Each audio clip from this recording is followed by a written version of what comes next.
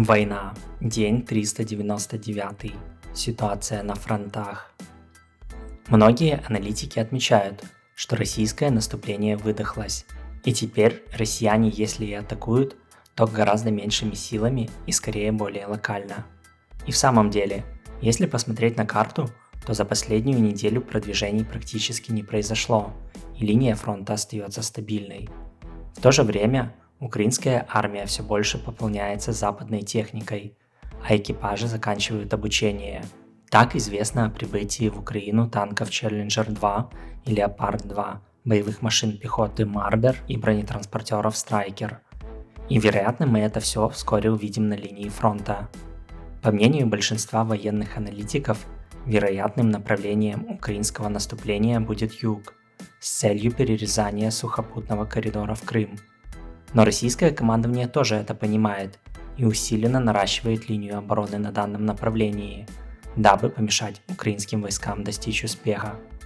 В то же время может случиться так, как было осенью прошлого года, когда все говорили, что наступление будет обязательно по направлению Херсона, а оно состоялось совершенно в другом и непредсказуемом месте для россиян, отчего те потеряли более 500 единиц техники, а украинцы освободили более 8000 квадратных километров своей территории.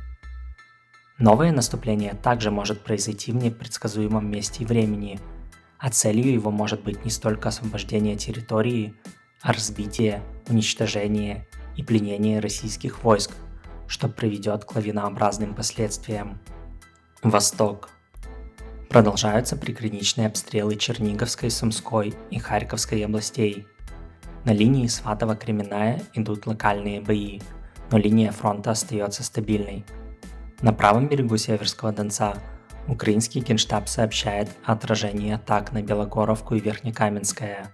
Российские войска сейчас контролируют примерно 65% территории Бахмута, включая всю восточную часть за рекой Бахмутка. Но вот за последнюю неделю россиянам не удалось продвинуться.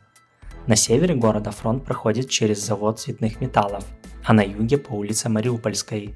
В свою очередь появились кадры украинской контратаки на север российского выступа, где украинские войска пытались отбросить россиян, атакуя вдоль трассы М-03, но потеряв 2 боевые машины, они были вынуждены отступить.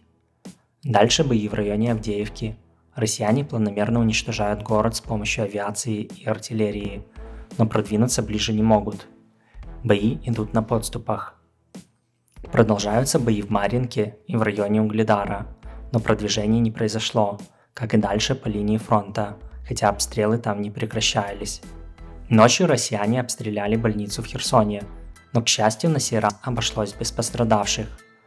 Спасибо за просмотр. Напоминаю, можно поддерживать канал лайками, подпиской и комментариями. Также не забывайте ставить колокольчик и поддерживать канал финансово, становиться спонсорами на YouTube и Patreon.